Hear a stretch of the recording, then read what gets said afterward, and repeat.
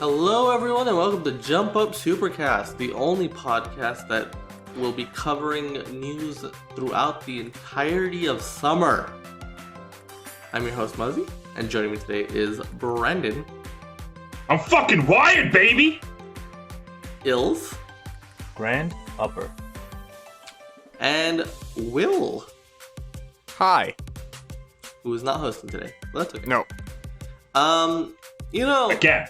Do you worry that, in the opening, people just don't know what the hell you're talking about? They don't even have the slightest bit of context, you know? I never worry. I don't care. They're just hearing you say random assortment of phrases, and they're like, what?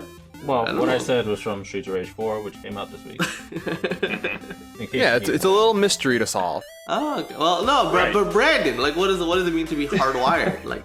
There's no possible way. Sure, Ills, they could have gotten, their Streets of Rage. It's just wired, baby. I didn't say I was hardwired. I said I was wired. I'm just excited for video game news. Okay, alright, okay. So there's the wrong week for that. It is the wrong week for that. But we do. I'm always excited. We do got a lot of news about future news. Don't we love that? My favorite rap artist, Future. So, What? let's get started with the actual news though. We did get a real piece of news, and that is that Assassins Creed Valhalla, the next Assassin's Creed game, is coming out this holiday 2020. It will be coming to the PlayStation 5, the Xbox Series X, the PC, PS4, Xbox One. And Stadia. Yeah, and I didn't forget. Oh, wow. Google Don't Stadia. erase our culture. They're getting in. By the way, there's a Stadia Connect. We will not be covering that. There was Stadia Connect. There was not much to talk about. So Assassin's Creed Valhalla. This is the next big Assassin's Creed game, and this is the first, I would say, real multi-platform next-gen game announced, right? Yeah. At least the one that's explicitly confirmed as such. That's exciting. So they gave a little teaser, a little cinematic teaser. We kind of know the setting, right? It is Vikings. Vikings, yeah. Yeah. Very Title easy to kind sum of gave up it away a little bit. there. It's Vikings. So, set in the kind of Nordic region, playing as Vikings. There's boats, don't worry, as is key for a Viking. I've heard of them. Yeah, otherwise, I wouldn't say there's too much else to glean from the trailer itself, besides just the general setting of the place, right? But we did get more details on top of that, on how the game plays and everything. So it is an RPG, the last two Assassin's Creed games, Origins and Odyssey, have both leaned into that direction. You got your skill trees, you got your level ups, you got your dialogue wheels. All that is gonna be here. They've clearly found something successful with the formula they set up with Origins. There will be a Viking village hub as your new home. That's exciting, isn't it? I hope it was a Viking one and not, like a Greek one or something like that. Yeah. You will be able to choose between a male and female version, the main character. This is, has been a thing since the last game, Odyssey, right? Romances are still there. Don't worry. You're free to romance. You got your mythological elements, which the franchise has leaned more into that direction as time has gone on. This is a single player only game, no multiplayer, so can't do co-op. And as per usual, the present day sections will still be around. Fuck. I was going to ask if that was still a thing in Assassin's Creed. Still a thing. It's less and less important as each game goes on. I think the latest important. one. It was never important. But the latest games barely even have you putting any time into that part. Because it shouldn't exist. It just shouldn't exist. I think this is just this weird stubbornness from Ubisoft. No, this is how we envisioned Assassin's Creed. I thought it was kind of neat, but I never really got past Assassin's Creed 1. So it's an interesting premise, but it just goes nowhere, basically. Yeah, we're like 10 games in, right? The whole... Well, I think there was... Odyssey got wild with it. It got wild with it in a way that I think at the end made it kind of fun that it was there.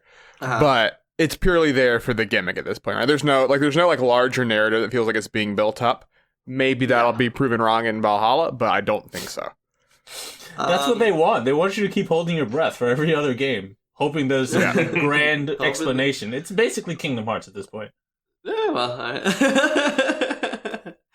still, Assassin's Creed.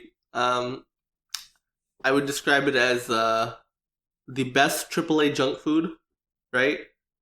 When you're in the mood for that kind of game, boy, let me tell you, the newest games, they do a great job of feeling that desire of, look, I just want to level up and beat things up and, maybe listen to a podcast while I'm playing this game, right? But, it's a video game.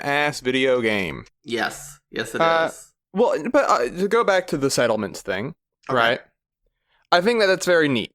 I think that when you go with a game, I've played the more recent Assassin's Creed games semi-recently, and I like them. I think that they're pretty good. But I do think that there is... The games are very big. They're very, very big. And so you sort of can lose sight of stuff a little bit, right? Like the map is so big that I really want to go back to old areas. And so sort of them answering that by having instead this area that will grow as the story progresses. And, another game that did it semi-recently that I liked a lot was like Red Dead Redemption 2, right? That little settlement of your little gang of people. It was fun to have a place to return home to, right? And so I think that'll be... Yeah, I think that is genuinely very cool, right? Just having this little hub. And it makes sense for the Vikings thing, right? Because you're going to go out and explore a lot of different places, I assume, right? Mm-hmm. Just inherently by the nature of being a Viking. So just having this little, I have a place to return to. All my people are there. All my stuff is there, And this game might be even bigger than those games. These games keep getting bigger and bigger in scope, right? Odyssey was an enormous game. We know that there's 14 support studios on this game. Jesus Christ! For a grand total of 15 studios. This is double the work, the amount of studios that worked on the last game. Yeah, so quite a bit of people. Fucking what? Holy shit. Well, next gen. They also have to worry about next gen versions, of course, right? Well, yeah, that's what I was going to ask. I mean, I was also going to ask, is this going to be next gen in general? Are they going to need, like, AAA games going to need this many studios for all their big releases? Or is it just because there's basically 2 different versions, kind of almost 4, that need to be made? Who knows, right? It could be this is just the norm for next gen, maybe. We thought we were. But I do think also the scope of the Assassin's Creed games are very big, right? Sure. And Ubisoft does kind of have it down to like a science of like how they make their quests, how they make their world, how they make everything, right? And so they can very easily just multiply that number and then just make more and more stuff, right? Because they just have this down to like, this is how we make an Assassin's Creed game. Which I think is neat in its own way. Also, I imagine there's some growing pains there, trying to figure out the new systems or whatever. Yeah, and how to best utilize them, all that stuff, And of course, they want to be a showpiece game, right? If you recall, the launch of this current generation, PS4 and Xbox One, Assassin's Creed Black Flag came out. That was also a cross-gen game, right? But it was, yeah. It was kind of lauded as one of the best, if not the best launch game of the group, right? Not to say that the launches were amazing or anything, but Black Flag was genuinely a very good game, by all accounts. Sure. And, last 2 Assassin's Creed games have been good. They took a year off, right? I feel pretty confident this will be up. If nothing else, I will have this to play at launch, Are you saying you're not excited for Godfall? I am not excited for Godfall. You're saying you're not excited for Halo? So what do you guys think about like the general setting and all? Like Vikings. Does it excite you? What's the deal here? Yeah. Sure. I like Vikings, but like... Yeah. I don't know. I haven't played Assassin's Creed, like I said, for forever, so I don't know if I'm necessarily going to be excited. And but it's not like you need to play Assassin's Creed is very much a one-and-done experience, right? You don't have to... What are you talking about? You have to know about the anime, the present day stuff. I'm stubborn. If I'm going to play through them, I got to play through all. You truly, after 3, you truly don't. Just like there's no point anymore. Just jump in, Yeah. Well, it's funny because last gen. At launch, I think Assassin's Creed 4 was sort of like the best game besides like Resogun, which is like a more niche thing, but on the wider audience scale of stuff. I think Assassin's Creed 4 is sort of viewed back as like, hey, that one was like the most like just complete, didn't feel like a sort of launch title kind of game. And I wonder if Assassin's Creed will get that twice in a row, right? It's very funny that sort of it has the inverse of Watch Dogs, right? Because Watch Dogs is going to be launching also this holiday, apparently. Yes. And that was the game that was designed with last gen primarily in mind, but will also be on next gen. And then Assassin's Creed will be the one that was mostly announced with next gen that also was on last gen, right? So they're sort of flipped roles from last go around. Flipped around. Ubisoft is gearing up to. They're going to be there at launch. They seem pretty committed. Assassin's Creed and Watch Dogs, Legion. Those are two big games, and they're going to launch roughly around the same time, if not the same exact day. So that'll be interesting. Or is Ubisoft always there for like every console? Oh, they're always there. Yeah, even Nintendo. Yeah, like they're just always there. They even supported the Vita when that thing came out. They tried. Yeah. They tried their own. They made a whole unique Assassin's Creed game just for the PlayStation Vita. Did Eskimo show up at the Stadia conference? He didn't, but Ubisoft was and continues to be a strong supporter of Google Stadia. They demoed the beta for Stadia with Assassin's Creed Odyssey. Oh, you're right. They did. 100% forgot about that. Wow. Yeah. So in all the pies. Yeah. No. I mean, they are always make sure like if there's a new platform, we are there. And of course, they're the only ones supporting the Wii still. I mean, come on. Just Dance still getting, and of course, a new PlayStation, Xbox, everyone will be there. But I think it's interesting that they're already pretty much confirming, like, hey, we're gonna have two big games day one. Yeah. Well, I feel like that's kind of what I meant too. Not just because I just mean like they're always trying to provide something good for a launch. Yeah. We got Zombie U on the Wii U. Zombie U, at least even with the misses, with Red Steel with the Wii, they try though. They still try. They also had Rayman Raving Rabbids, and look at that, 10 years later. And I think more than anything, they like to make use of like the hardware in the most ways they can, right? I mean, Black Flag again, right? Sure, you could say it was just like a graphical upgrade or whatever, but that game was like, oh wow, this is what next gen games look like, right? Yeah, even with gimmicky stuff like the Wii U, they're like, hey, look at all the cool shit you can do with the gamepad. And like the Wii, they're like Red Steel, you can hold your gun sideways. Like that's neat. They're trying. They're pushing the innovation. I feel like on always right out the gate. Mm-hmm. So it's I respect Ubisoft honestly, even if I don't love Black Flag on the games. Wii U is actually playable. So that was good. Is it really? Yeah, that's what I played it on. And that came out a year after launch.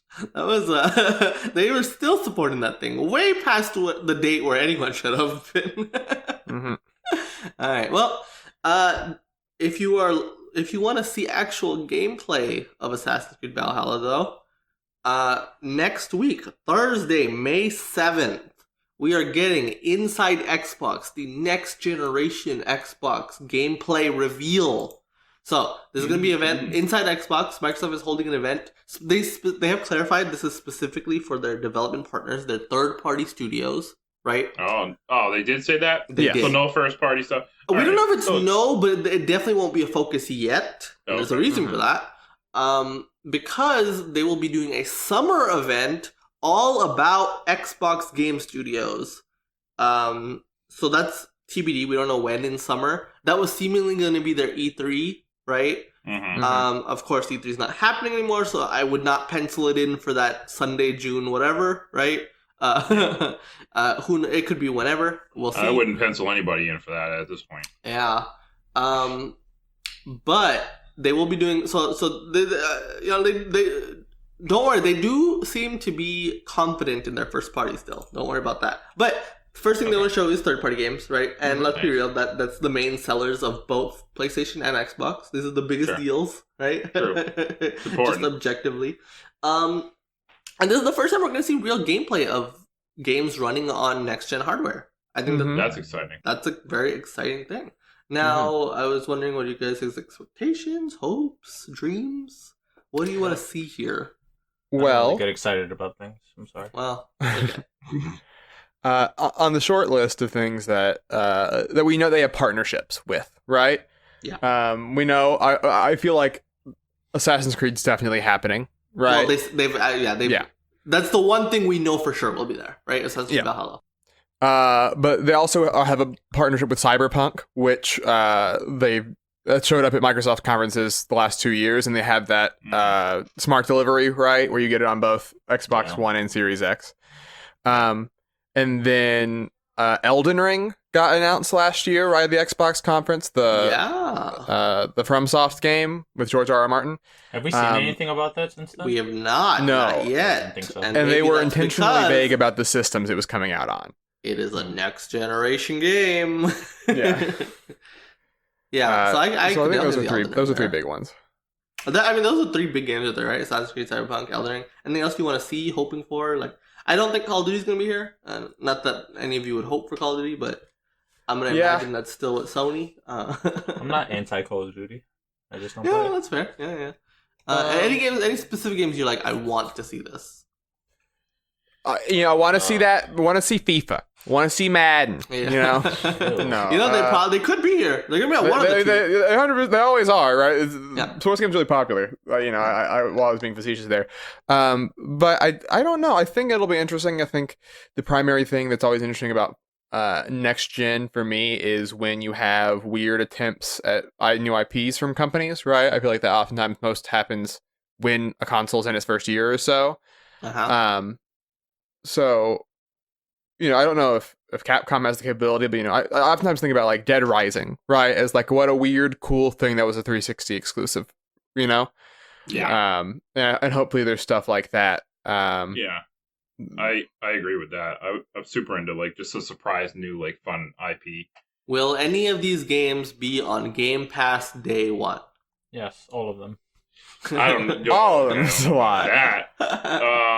I don't think Assassin's Creed will be. No. I don't think any Ubisoft game will be. But do you think we could see a somewhat big budget game? Like, I think so. I just don't think, because Ubisoft do they still have Uplay? Is that still a thing? Yeah, they have their own service. Yeah. They have what the hell is it called? Uplay Plus. Uplay Plus. Uplay Plus. God, okay. Even worse. So, like, they're probably not gonna. I don't even know if they have any games on Game Pass, so I doubt. Any of their games. But like, speaking of that, I kind of want to see Beyond Good and Evil 2, maybe. Even though I'm sour on that game, I still maybe kind of want to give it a chance. I fucking hate the idea of that game.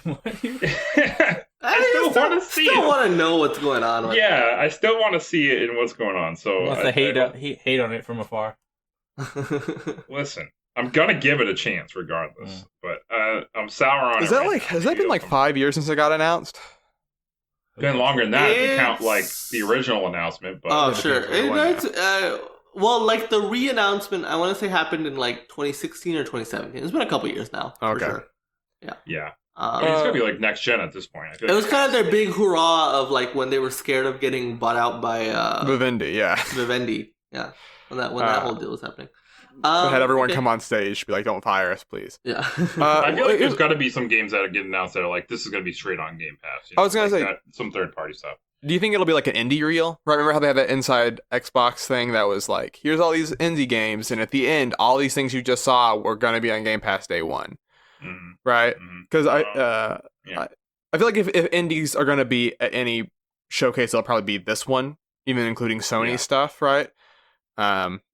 But I don't know how in depth. We'll see. But to this extent, they are labeling this as first look at Xbox Series X gameplay, right? So I don't think we're gonna. Hopefully, we won't see too many cinematic trailers. We'll see. Yeah. Right. But I have a question about that. Yeah. So obviously, the thing that they tout, right, is the SSD, right? SSD. It loads. Everything loads so fast. Yeah. How do you convey that effectively in a gameplay trailer or demo? Do you show like the last gen version? I have no idea. Like, do we do straight up from beginning Xbox on? Like look how fast it loaded. Maybe like Valhalla can show like some like fast travel points or something. That, yeah. Look at yeah. Like whoosh, how fast you're so fast going through these. Yeah. Yeah. That's definitely possible. I mean, of course, there's still going to be graphical showpieces, right? They're still going to try to push graphics. It's like, oh, can you believe how this looks, right? But of course, you're right. Like, I think the biggest things that people are talking about when it comes to this next generation is those solid state drives and how getting rid of loading times is going to change how we play games. So, do you think we see Senua Saga? That's a first-party game, Xbox Game Studios. Fuck. Yeah. God, I always forget. Yeah, I was like Psychonauts 2, and I was like, oh yeah, that's technically first party now too. That is first party, yeah. So yeah, I mean that's why they probably are able to split this into two, right? I mean, I'm looking forward to that second event, but this will be fun for sure, right? I wonder if we'll see stuff. I'm just excited, like, hey, gameplay for next gen games. That's inherently exciting, right? Absolutely. In other news, we're apparently going to be getting news all summer long. One quick tidbit: Jeffrey Grubb, you may remember him from leaking that there would be a Nintendo Direct, and it ended up being that mini Direct we got in late March. First of all, quick little thing. He said on ResetEra.com that Sony will be holding their event on June 4th. So mark your calendars. We don't know that for sure yet, but seemingly a PlayStation 5 event is happening on June 4th, which does match up with what Jason Schreier said on Twitter. He said it's a few weeks away. Well, what's in a few weeks? It's in a few weeks, so look forward to that. But more concrete news, I guess that's less. It's actually less concrete. Whatever. More detailed news from Jeff Grubb. He put out on his on the website he contributes to, VentureBeat.com. He put out an article that said Nintendo will not be holding a Direct in June. They were originally planning on it even after E3 got canceled, but of course with the event getting canceled and then everything to do with the current situation the world is in, we're in a global pandemic, there's many countries and places still with stay-at-home orders, so you gotta work from home. Apparently, Nintendo in particular is having a very hard time transitioning to work from home. Jeff Grubb attributes this to the kind of Japanese workplace culture where they believe in face-to-face interaction. Which is interesting to hear that coming off of Sakurai had a recent interview, which he kind of said the opposite in a way. Yeah, Masahiro Sakurai is put in his swimming suit, though he did put it. Well, first of all, it should be noted he does not work at Nintendo, right? He works specifically in Smash Bros. He works at Bandai Namco Studios, right? But still in Japan. Still in Japan, though, yeah. But number two, and this is something he outlined in his article. He's like, "Hey, I'm having an easier time, but also I'm only developing DLC, which is much less strenuous and much smaller scale. If I was working on the base game, Super Smash Bros. Ultimate, when this stuff was going on, it probably would have gotten delayed, right? Right. So, making a full game just inherently is a lot harder. Of course, you have a lot more people working on it, and with more people working on it, remote working gets that much harder, right? Glad I don't work in Japan. I don't want to see anybody's face. So specifically, we're not going to have a June Nintendo Direct. Seems like Sad. In general, Nintendo Directs may be put on pause right now, at least full Nintendo Directs, because they're having a hard time figuring out how to do things because they cannot record in a physical studio like they are used to, right? I'm going to beat the shit out of the coronavirus, dude. This is the thing that they made you want to? This is the thing. Yeah. Enough people have died! And now the Direct. And now the Direct. No, it has nothing to do with the Direct, all right? Sounds believable. But this is also causing internal game delays, right? They're not sure if they can make dates this year or even games next year, and so things are being reshuffled. They don't know when anything's releasing, and so they need a little bit more time to figure out when they're going to do what's going to release when. So with all that out of the way, what are you guys' general feelings, thoughts? I mean, obviously, it just stinks on the face of it, right? Among many other aspects of ramifications of COVID, right? As should be obvious. But I think it's also interesting because different companies are learning different ways to manage it, right? And so it's interesting, like Ubisoft, 15 studios, right? They're all having to work from home.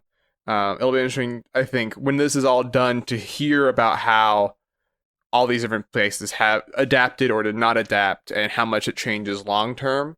the way that their work can be structured, you know? Yeah. Because Nintendo is a very old-fashioned company in a lot of ways.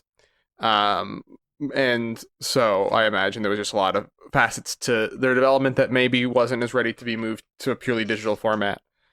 But I think that ultimately, what comes out, and obviously I would rather take a game being delayed versus going back to work before it's safe. So. Yeah, I mean, they have to take the proper safety precautions, and it's a good thing that they're working from home. How is Miyamoto supposed to flip over a table? How is Miyamoto supposed to flip over a table? Flip over his webcam. It's just not the same effect. It really isn't. Yeah. I mean, it sucks, but like I understand the whole situation. Like the whole thing is completely understandable. I want everybody to stay safe. Nobody's life should be put at risk. It's a serious situation, but it still sucks. It's still a bummer, right? Like it's still a bummer. We've been waiting like forever for an actual direct at this point. Like the internet had been going nuts. We finally got the direct mini, but like it's still not an actual direct, and like expectations were high for June, and people were excited. So it's still a bummer. And now I'm gonna go off myself, and I'll talk to you guys, when I come back on the other side. I do have some good news from Nintendo, though. Okay, so I'm going to hold off on then. Yeah, despite not being able to not knowing how to produce a high-quality direct outside of a studio, they figured, hey, well, we can still make some announcements. And so Jeff says they are looking into making announcements throughout the summer that not necessarily come in the form of a full general direct. So you still may get your direct minis. You may get announcements on Twitter, right? That's been kind of popular with Nintendo lately. Ring Fit Adventure was announced that way, for example. Wasn't cardboard, $50 for cardboard announced that way? Labo was announced that same way. I don't know why I couldn't remember what it was called. It's actually $80. So they still have they still have other methods of announcements. I think it's just you're a lot less likely to see a whole bunch of announcements grouped together, right? Because it's going to be hard to get all those pieces together, right? And there's another aspect of this. So he specifically says they are telling their third-party partners that we're going to show something in the June Direct. Hey, we're not doing a Direct in June. We don't know when we're going to do it. If you still want to reveal your game, you can go. You have our blessing to do it on your own, right? So there may be some Switch announcements throughout the summer that were slated for that direct, but say Capcom decides, hey, we just want to reveal it, whatever, right? We don't want to wait, right? So you still could get your announcements that way, not from Nintendo, but like other stuff, and I'm sure they'll promote it on Twitter and whatnot. But you think that some of these parties, like maybe Capcom or whoever, right? Who had games to announce at their supposed direct in June. Do you think that some of them might, if their game is, possibly going to be delayed anyway and maybe held off, and might wait for that Nintendo to get that exposure because they think that more eyes might be on it on a direct, like people are going to watch it? Or do they just say, let's just announce it now? Do you think waiting for the direct is better because they might get more exposure that way? I think it's like very much case-by-case situation, right? Like for some, especially for smaller games, I think maybe waiting for direct is better, right? Like some indie games. If you were a game that was scheduled to shadow drop during the direct, I would probably say hold off, right? Because the exposure of a direct shadow drop is just way more than just releasing on your own, right? Yeah. On the other hand, hey, is your fiscal year depending on this game coming out? If so, I gotta announce it, right? Right. So it's very much a case-by-case situation. So we'll see. I imagine they'll still have third-party partners to work with whenever we get a direct at some point, right? So I wouldn't say it's like, oh, well, they're all gonna do their own thing. No. Some will still wait, whatever. But there's also other avenues for publishers to look at, courtesy of a one Jeffrey Keighley. A lot of Jeffs we're talking about today. Many. What's your favorite Jeff, Grubb or Keighley? So Keighley I'll pick favorites. I just like them both. Is doing a whole summer event. Isn't that exciting? starting from May 1st today, he's calling it the 4 months of summer. The Summer Games Fest, a 4-month-long season of news and events. Which is, oh boy. I mean, that summer is not that long, but all right. So basically what this deal is, and Jeff kind of expanded upon his idea on Reset Era on Reddit, right? On Twitter. Just like, hey, what is the general kind of mission statement, I guess, for this event? And basically he's like, hey, E3 is canceled this year, and that was a huge bummer, right? And there's no way, because of the situation that the world is in, that to get all these different people to be able to coordinate in one single week, right? It's just not possible. Even if they really wanted to, right? But it's like, there's a lot of teams that are not going to be able to make that mid-June deadline anymore, right? That's just a fact. So, instead, they still want to make it like, hey, we're all in this together, we're doing a whole celebration of gaming, right? And they want to be able to spotlight any announcement that would have happened at E3 throughout the summer, make it a big deal, right? So any publisher that wants to get on board can get on board. This is not dissimilar to what IGN and GameSpot have announced, that they wanted to kind of do their own thing as well. So basically all summer long, you can expect game announcements from all sorts of companies. Normally that would have been in the span of a week. Now it's a little bit spread out. We're still getting those announcements though. Don't worry. Yeah. I feel like this podcast is about announcing announcements. Yeah, it kind of is. The table's being set. Hey, because it's spread out, this podcast has more to talk about every week. That's true. I guess. We get to savor onto each little morsel that we get, you know? So that's, you know, we'll be there. Just like Jeff, we are just as important. And we'll be I would say so, yeah. I'd say I'm more important than Jeff, but okay. There will also be events for the public to try out. So Jeff has in the past coordinated for the Game Awards, for Gamescom, to do these like big demo days, right? Where you get to whole bunch of indie games and maybe a little bit higher than that get together. They all put out a demo, limited time demos for just a couple days. And, you know, where people get to just try out a whole bunch of things, which is fun, right? Demos are fun. And that aspect, the demo part of E3, is not something we always get to take advantage of, just sitting at home, right?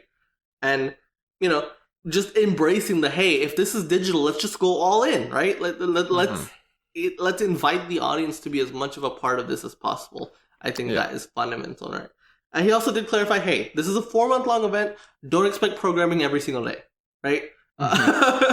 There will be gaps, right? But there will be a somewhat consistent pace of, like, new stuff throughout the next 4 months. And basically, he said, by the time we get to Labor Day, he wants you to look back and say, hey, got a lot of cool announcements. So. Yeah, I think it's really cool, specifically, because E3 demos start months beforehand. You know, those don't happen by accident very quickly. And so I imagine there was a lot of companies that were halfway through a demo they were making that are sort of like, well, what do I do now? And now they have this venue to put out that stuff and get it into more direct hands of people than ever before. And this was an idea that people had bounced around for years of like, what about E3 demos where you can go and just download it on your PlayStation, right? And I always thought, that'll probably never happen. But I guess we live in times where things I thought would never happen pretty often. So, yeah. One more quick thing though. There will be starting next week. There will be like a schedule, so you'll kind of know. It's not just like announcements will pop up, right? Like you will have like a schedule of okay, like when to expect. Oh, Square Enix is doing something on this day. Bethesda's doing something on this day, etc., right? So just as you tune into that website every so often, you'll know, okay, we know to look forward to this day, right?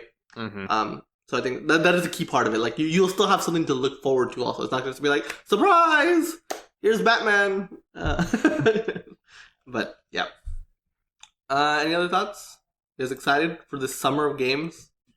Yeah, game announcements are always fun. I'm excited. We'll see. Brandon and Will are excited. I didn't say I was yet, but I know you are. Wait, you started off this podcast saying you were excited. Yeah. I didn't say I was. Don't put words in my mouth. That's what you said. I said I was wired. And then you explained that you were excited. Well, okay, I'm excited about stuff. I didn't say I was. I'm not excited about everything. Just because I'm excited doesn't mean I'm excited about every single thing. You were excited. All right. Do you have any specific thoughts left on this, though? I'm not excited for it anymore. I was gonna be, but I'm so glad I brought you over to my side. What a like ESA, you know? What a thing. I mean, Jeff Keighley has to be the person to do this rather than. And it's funny too, right? Because Jeff was not, for the first time in years, was not going to attend E3 before coronavirus popped off, right? Yeah, now he's basically is E3. So you like that? The ESA could not get this shit together, but Jeff Keighley had to come swoop in and be like, guys, let's make this happen. And he made it happen, to his credit. He's making it happen. And the ESA could not. He's becoming everything he hated now. He's, Batman. I just one final note. Does this... I think we've discussed this multiple times on this podcast overall, but I have to say, this has to kill E3, right? Like, this is it. Hope so. I mean, yeah, it all depends on what numbers people get, right? If the numbers are even remotely close to E3, then they have to look at the costs and say, this is not worth it. Hey, if we can get together, do this digital thing, and also not be strained to do in this specific week, right? And just much cheaper, why not? Rest in peace, cool sets, man. I'm gonna miss seeing the sets, Yeah. Big Nintendo sets. I'm gonna miss them. I don't think press conferences are necessarily going away, right? But true, PAX is probably gonna still be a thing. So conventions. Well, will maybe. Still be a thing. I mean, no. I think conventions will continue to. Of course, once the public gets back to normal, which will take some time, right? Yeah, it's gonna be a little bit. It's gonna be a little bit. Don't expect anything this year for sure, but nope. No, we have to hope that Keighley kills the Game Awards eventually. I got to go to one of the last big gaming conventions in a very long time, so at least I can say that. Yeah, PAX East was the last hurrah. Huh? All right, well, believe it or not, that is the news for this week. That's all we got. Unless I forgot something, would someone like to chime in right now? This is your chance to chime in of I want to talk about this. Last of Us 2 leaked. Watch out. Yeah, Last of Us 2 did leak. Careful. Big time. Be careful out Basically, the entire plot. We saw cutscenes. We saw a lot of things. So look out for that. The Serena Williams is going to be playing Mario Tennis Aces. Let's see if she's as good on the shit. virtual Now that's some fucking news. Yeah. Yep. They're doing a whole tennis tournament through Mario Tennis Aces. Is that fucking sponsored by Nintendo? Yeah, it is. It's hilarious because they didn't, because like a lot of sports are doing this, right? Like they're getting the pro players to play the virtual version. Yeah, but tennis doesn't have one, so the closest they have is Mario. Yeah. Serena, I see you. Let's go. I'll send you my fucking friend code. Down. It's not even gonna be fair. You're gonna destroy her. The winner gets to have Brandon's friend code. I think that's the prize. I'm pretty sure. Good price. Well, Beta Whooper's good. That was the news. Now let's Beta move Whooper on is good. To our favorite segment of the day, the list. The list. Check out the paste bin in the description below so you can follow us along, because the list, it's not a best of list, but it is we bring a new game and compare it to everything else we've ever added before that. So, with that said, this week, last week, Ills brought, I don't know what Ills brought.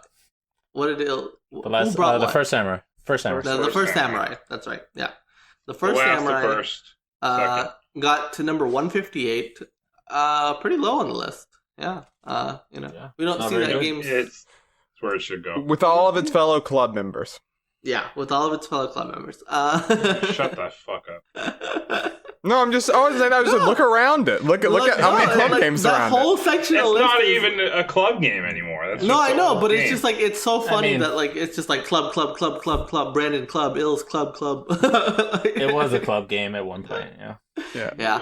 Well, we play some good games there sometimes. Listen, we take chances, all right? We're not like dumbass Muzzy trying to hog the top of the list, all right? You're right. And you know what? We're not afraid to roll the dice. I wasn't going to hog the top of the list, but now I will. But because you said that, you incited me Once again. I don't. Just because you tell me I should do one thing doesn't mean I have to listen. Okay. I see his When game do you listen now. to anybody? I know Ill's game now. He's just trying to get us to do what he wants. It's working, apparently. It is. It is, but I hate it. It's so easy. No. When Ills complains about how the list should be, he means it. Okay. Wow. But He's trying to make it better. would like to add at the top of the list Kirby's Adventure. No. All right. No. So Kirby's Adventure is it is the first console Kirby game. It's the second game in the series. Came out on the Nintendo Entertainment System. It is particularly notable because this is where Kirby's copy ability originates. Mm-hmm.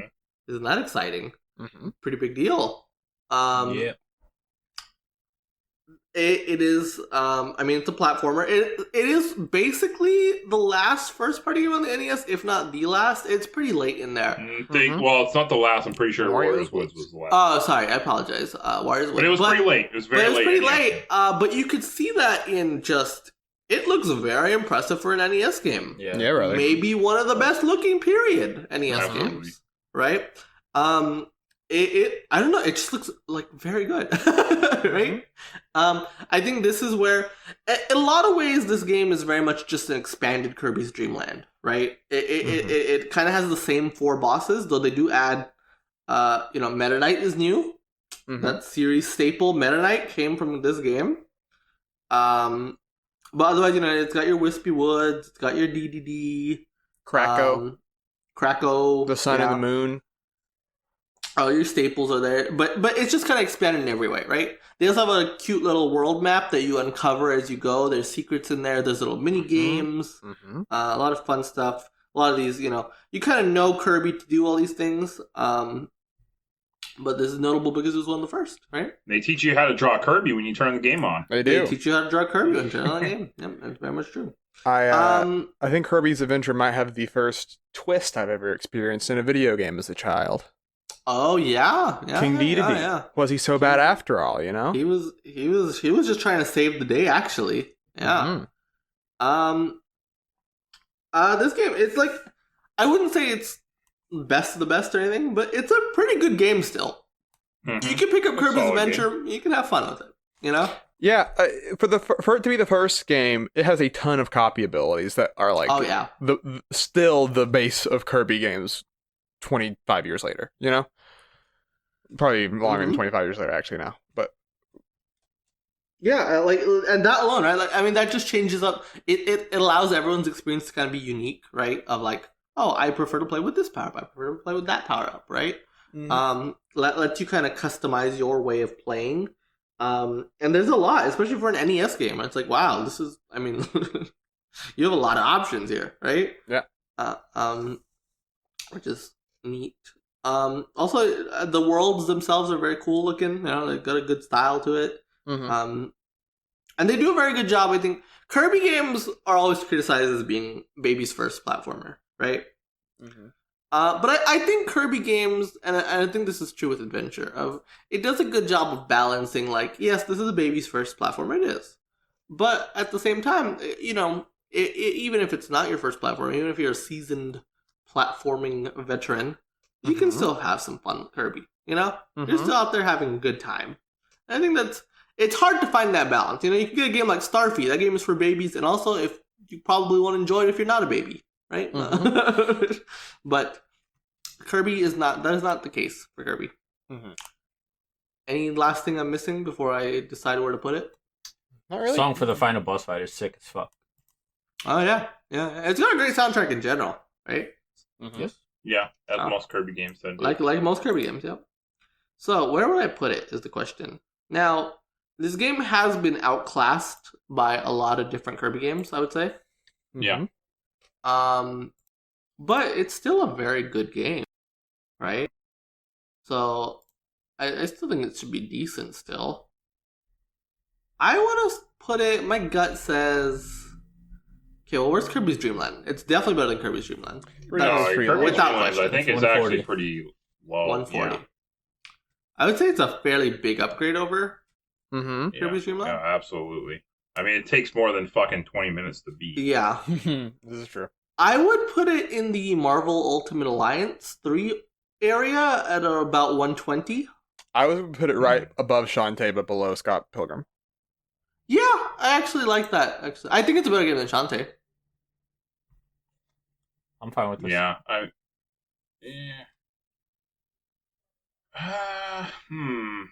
Shantae is a cool game. Don't get me wrong, but I'm not even hung up on Shantae as much as I'm hung up on like Demon's Crest. Demon's Crest. Yeah. I knew you were gonna say that. And The headbutting minigame. Fuck that headbutting minigame. It's not good. Oh my god. And the end of that game sucks. The final boss was like I like the final hell. boss actually, but that's it. That boss was hell on earth. Holy shit. Well, I mean, it's what's the theme of the game, you see. What we're talking about Demon's Crest? Or? Yes. Yeah. I was saying, I don't think any Kirby boss would be hell on earth. No. Demon's Crest has some hell on earth moments. Ills, where are you feeling? I didn't know if I mean, that's the right area for it. Yeah. Okay. I don't know if I want it above Bloodlines. Sure. Or above Zack and Wiki. Mm-hmm. Maybe like above Ultimate Alliance. Yeah, I definitely feel fine about putting it above Ultimate Alliance, and especially fine about putting it above Fire Emblem and everything below it. Yeah, definitely above Binding Blade. Yeah. Fucking Fire Emblem haters. I think looking at Bloodlines and Demon's Crest and Zack and Wiki, I think that they might all be better. Okay. Yeah. So I think I'd be fine putting it right there. Yeah. So I guess my original placement, 120. Yeah. Yeah. Okay. Call your shot. All right. Well, I might want to move Shantae down next time, but that's just me. Well, the re-rank's coming up. When's it coming up? When? Is it next Sunday? Weekend? Next weekend? May 9th. Weekend Not, of May 9th. not this weekend, the weekend after. The weekend after. So look forward to that.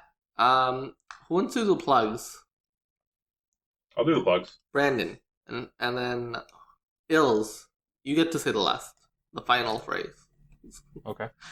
Alright, go. Okay, hey, if you enjoyed the Jump Up Supercast Game Club, make sure you check us out on your favorite podcast listening service of your choice, including SoundCloud, iTunes, and YouTube, where new episodes of the Game Club, or not the Game Club, Jesus, did I say the Game Club again? Yeah, I just go in fucking autopilot, dog. But if you enjoy Jump Up Supercast, holy shit. Episodes are going to go up every single Monday, as well as the Game Club, which I just mentioned, because I host and just fucking go on autopilot when I start doing the plugs. I go up every other Thursday. Give us a follow, a like, or a share, and feel free to let us know what you thought about the podcast in the comments. We'd appreciate that. Support us if you enjoy what we do here. You can join us on Patreon, where just for $1 a month you can join our Discord server, and you can also pick a Game Club game for us to play. Right now we're playing Night in the Woods for the Game Club that Ills picked, and the pick after that is actually going to be a Patreon pick. So if you want to get in on that and pick a game for us, and we raffle it off every time, you can go ahead and do that. Like I said, $1 a month. I mean, come on. It's a lot of fun. You can also join us on Twitter if you want to stay up to date with the podcast when they go up. Facebook and Instagram for everything Jump Up Supercast related. You can even catch us streaming on twitch.tv/Jump Up Supercast. Maybe we'll stream soon. We're going to be streaming the re-rank, so you can look forward to that too. So before we go, though, I just want to say thank you guys for listening. And Ills, now it's your turn for the final phrase. All right. So I'm not gonna hold it against you for always saying Game Club, because Game Club's a better show. But besides that, I mean, Streets of Rage 4 came out this week. This game is fucking amazing. I think everybody should play this. Like, they recreated all the old characters, and they play exactly like they did in their respective games. So fucking good. Fucking play it.